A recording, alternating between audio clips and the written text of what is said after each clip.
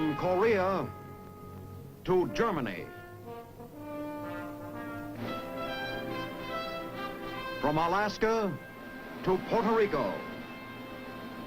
All over the world, the United States Army is on the alert to defend our country, you, the American people, against aggression.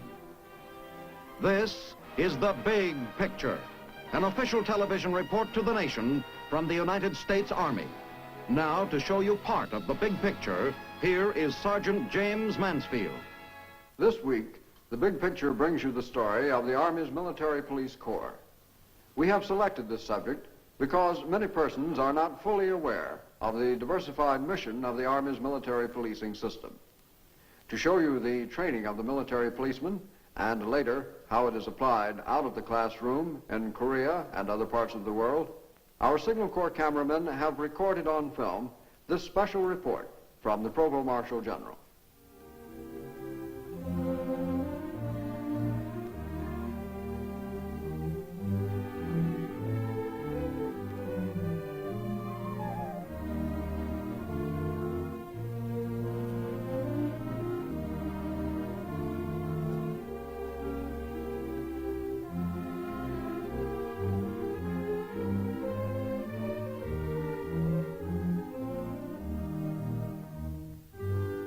Well, everybody knows the job of the MP, the military policeman, to make life miserable for the rest of the Army.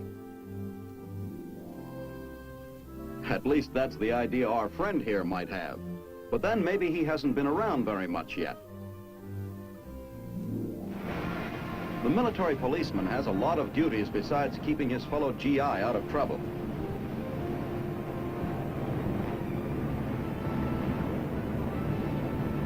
He's a combat soldier as well as the policeman of the Army. He's a fighting cop. Along with a helmet full of other things, it's up to him to control the tremendous traffic of war. And it's his job to handle the prisoners of war.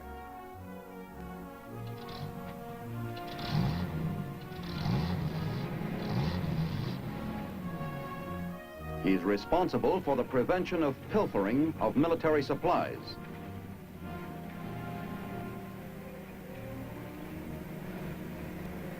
And you are as apt to find him running down guerrilla fighters in the Korean hills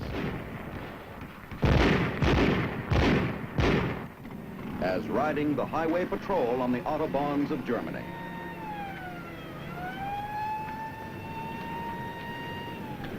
Yes, a lot of knowledge and a lot of training goes into the making of today's MP. Camp Gordon, Georgia, a few miles out of Augusta, is where it all begins, home base for the Military Police Corps. Most of your Army's MPs, scattered around the globe today, once entered this gate as raw recruits.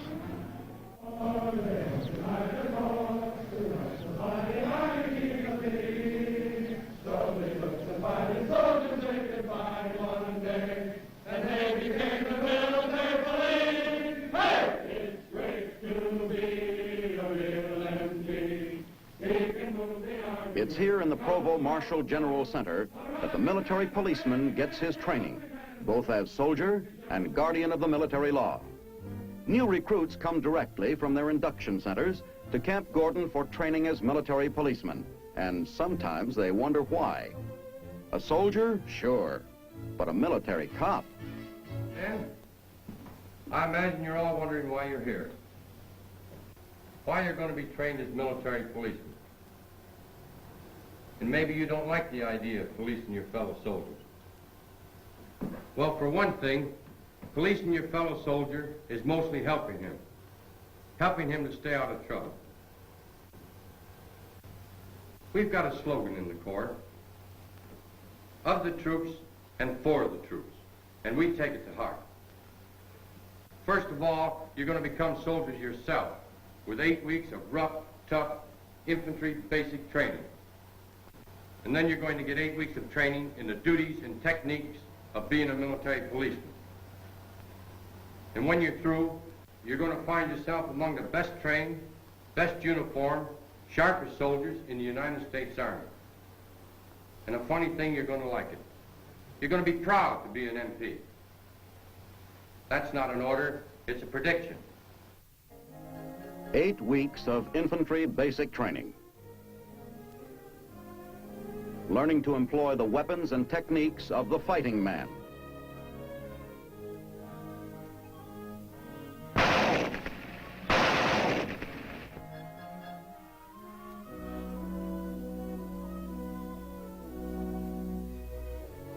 And then, training for all the specialized duties of the military policeman.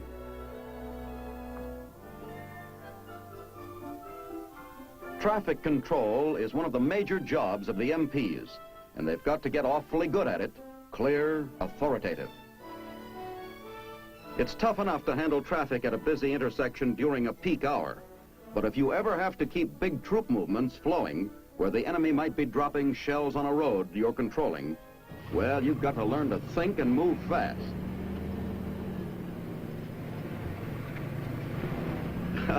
And that's why the heat's put on the student right in training.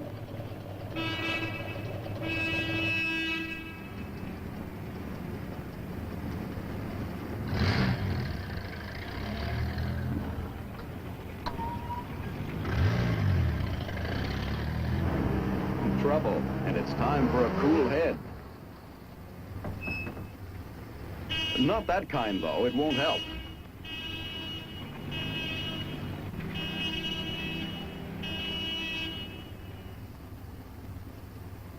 And the hand of experience gets them rolling again.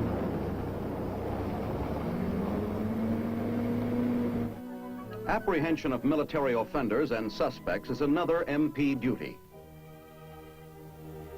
Strongly stressed in the techniques and attitude of the military police is the use of only as much force as is reasonably necessary in making an arrest.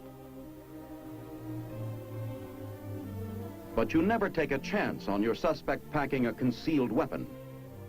A false move with this method of wall search, and an MP is in a position to handle it.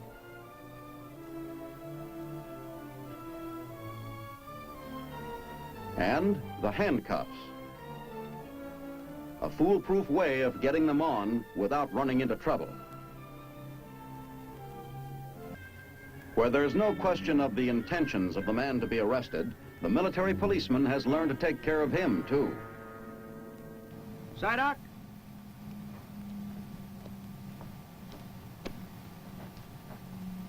Psyduck is going to try to stab me downward into the chest. And here's what I'm going to do.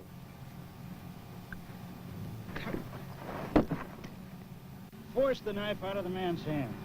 Pick it up. Now here's the way we're going to break it down for you.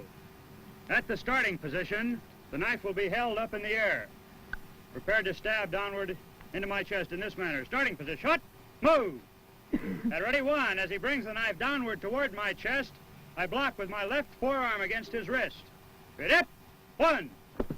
At ready, 2, I reach my right arm underneath his arm, take a hold of my own hand, lock my elbows together and force him down to the ground, kneeling on his shoulder to make him drop the knife. Again, pick the knife up. Do not let him keep it. Are there any questions? No questions? Find your original positions. Against wooden knives for training purposes instead of cold steel, the ancient and effective techniques of judo are mastered by the military policeman for dealing with the tough customer. Now come along is a grip that you put on a person that puts him completely in your control. No struggling, no fighting back. The first come along that we're going to show you here today is what we call the hammerlock come along. It works like this. Notice that I keep pressure on his elbow at all times. And the recruit learns how to squeeze them off accurately with the MP's own primary weapon, the .45 automatic.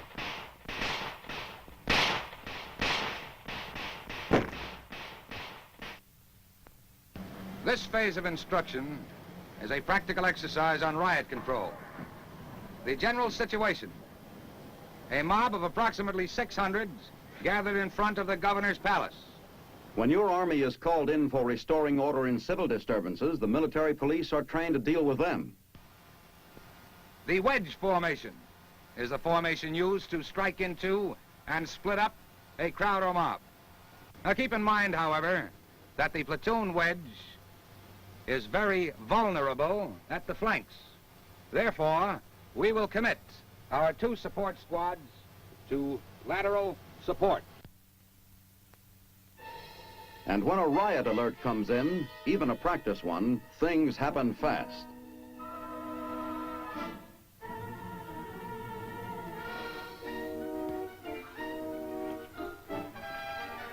Right, practice, on out, let's go.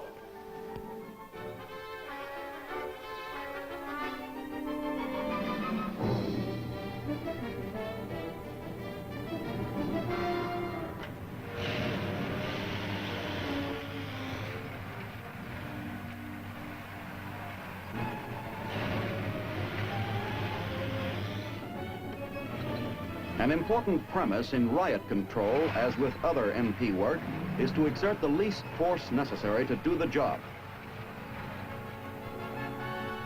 A show of strength by a determined-looking MP outfit is sometimes sufficient in itself to discourage a civil disturbance.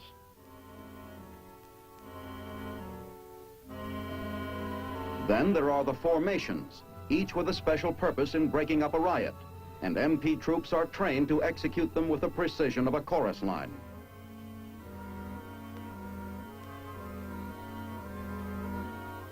The wedge formation, a line of bayonets to keep a mob moving, avoids bloodshed but restores law and order when the MPs are called on for the job.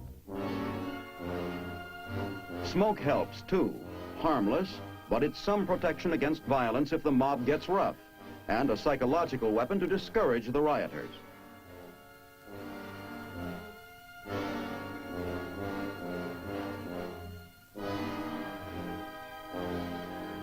Tear gas can be used also as a non-harmful persuader to send the crowd home. A course in criminal investigation for specially qualified MPs trains the detectives of the Army's police force. In their final examinations, 2-man student teams are called upon to carry through complete investigations of assorted simulated crimes. Each case calls into practice every phase of their classroom training, including crime photography and sketching.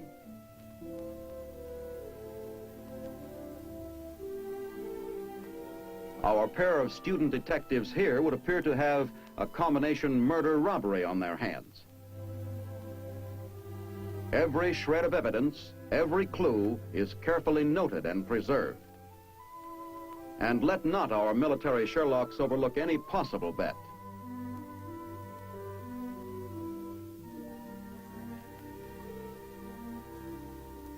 That bullet will be saved for the ballistics experts to have a look at later. It may identify the killer's gun. Fingerprinting is, of course, a vital subject for the military police investigator. Match the prints left by the killer, and it's positive identification. You've got your man.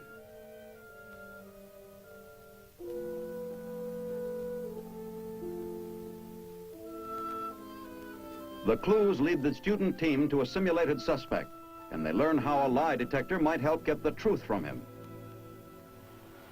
Were you born in the United States? Yes. Do you smoke? Yes.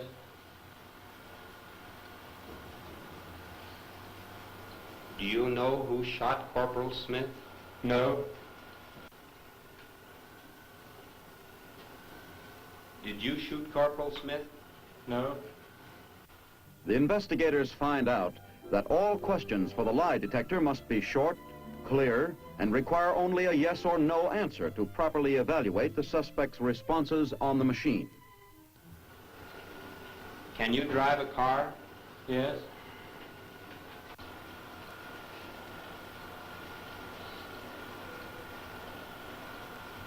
Do you know who broke open the safe? No.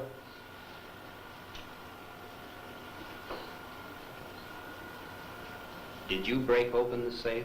No. The inking device on the lie detector chart would indicate symptoms of disturbance in the suspect's mind if this were the real thing and he were lying. Do you know who shot Corporal Smith? No. And so the student detectives get a first-hand knowledge of a modern weapon in the war against crime.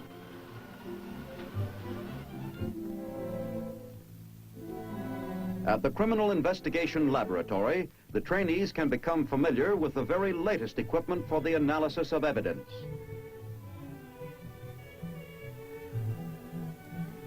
For the testing and examination of materials that might help to solve a crime, the laboratory at Camp Gordon serves all the armed forces as well as lending assistance to civil authorities.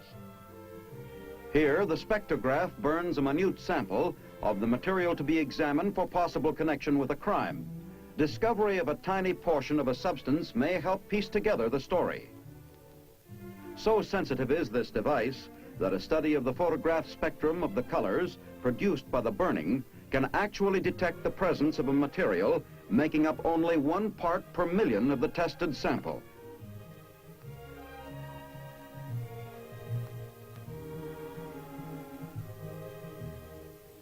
Wet chemistry analysis probes into the content, too, of submitted evidence, may come up with the answer to a crime mystery in the indication of a poison or narcotic.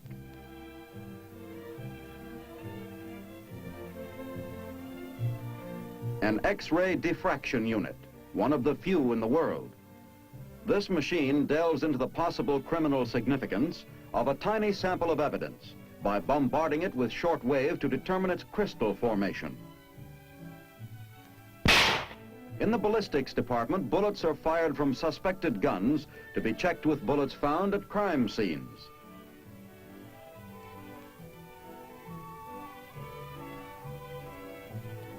Every firearm writes its own signature on each bullet it fires. In the telltale distinctive grooves and markings the bullet picks up as it passes through the weapon's barrel.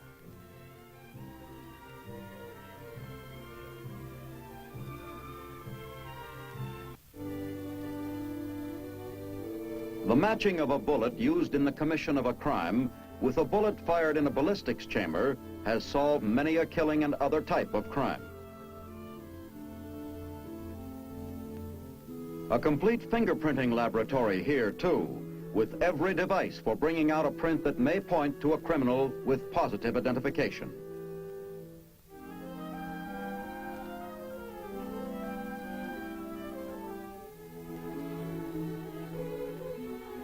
A section of the laboratory also devoted to the examination of questioned documents for the comparing of handwriting, typewriter characteristics, checking for invisible writing.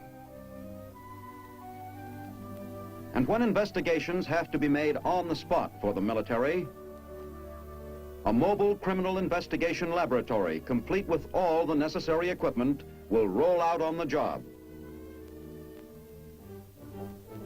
Yes, when a man completes his training as an MP, those initials spell something different to him than when he showed up as a recruit. Responsibility, pride, knowledge. MOS. Military Occupational Specialty, 1677. Military policeman. And so, ready for assignment.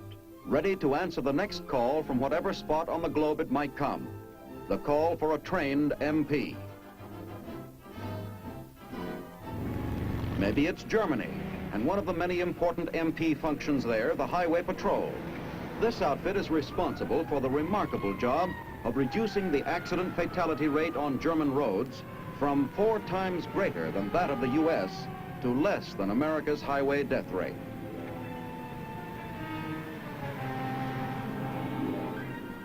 And the operation entails something more than watching out for speed violators and careless drivers. Attention all cars, stolen truck.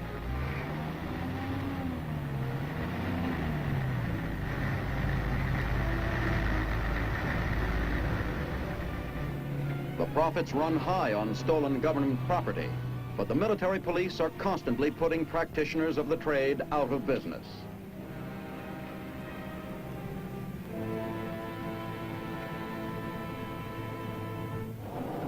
In our own country, you see the men wearing the MP brassards on the trains, along with their counterparts of the Navy, the shore patrol.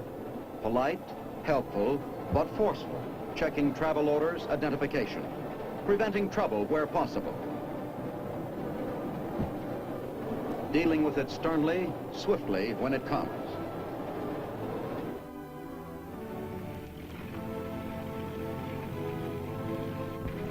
You'll find the MPs on duty at the harbors, the ports of embarkation, at the docks where military supplies and personnel are headed overseas.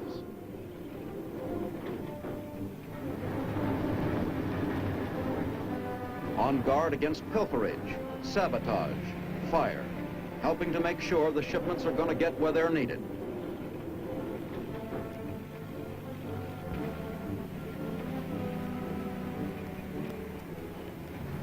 And, of course, the MPs have been busy in Korea.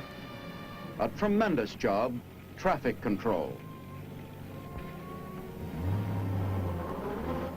And complicated with a desperate refugee problem in keeping the roads open for the movement of the men, machines, and supplies of war. The dispossessed, the uprooted, the homeless ones in the wake of war.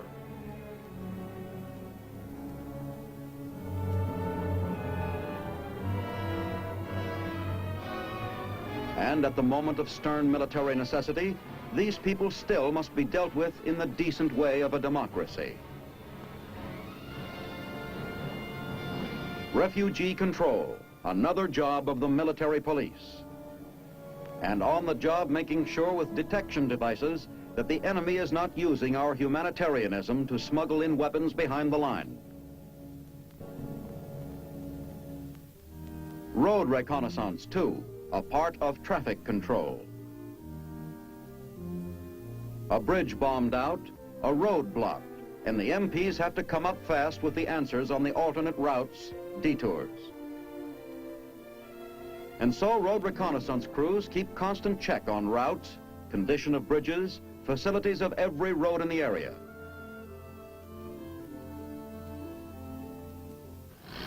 Security behind the lines in a combat zone is pretty much up to the military police, too. In Korea, it meant a constant alert and plenty of action against roving guerrilla bands.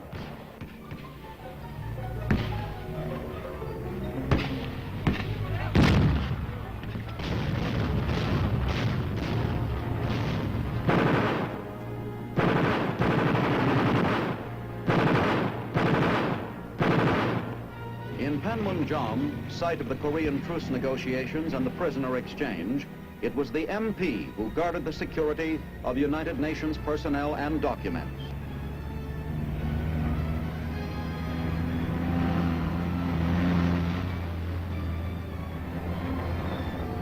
Men to be depended upon in a delicate situation, to carry on their duties without incident while rubbing elbows with the enemy. The job, too, of watching out for enemy action in the neutral zone, guarding against the communists taking advantage of the flag of truce. And it's up to the military police to handle the prisoners of war. Besides the responsibility of preventing escape, the MP must see that prisoners are treated in full accord with the provisions laid down by the Geneva Convention. Article 13, prisoners must be protected against violence, intimidation, insults, and public curiosity. Article 16, prisoners shall be treated without any adverse distinction based on race, nationality, religious belief, or political opinions. Article 19, prisoners shall be evacuated as soon as possible after their capture to camps far enough from the combat zone to be out of danger.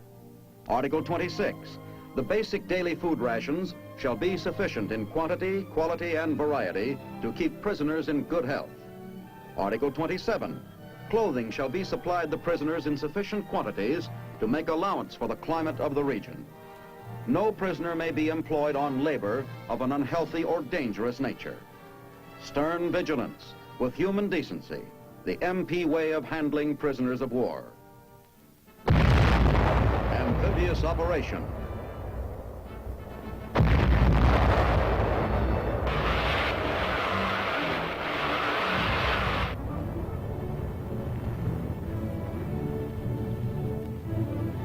and landing party away. Including the military police.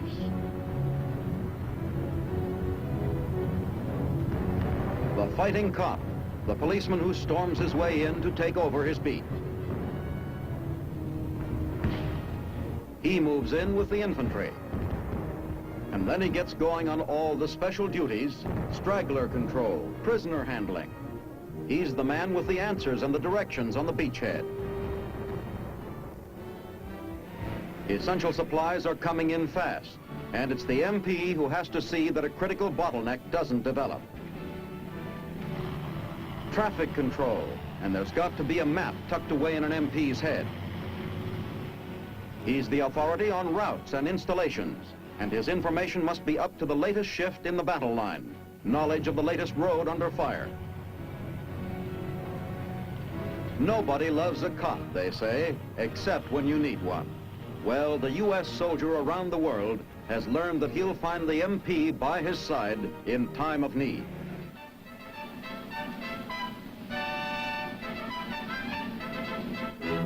His fellow soldier knows the military policeman as a soldier second to none. He's found the work of the MPs a vital part in the big picture.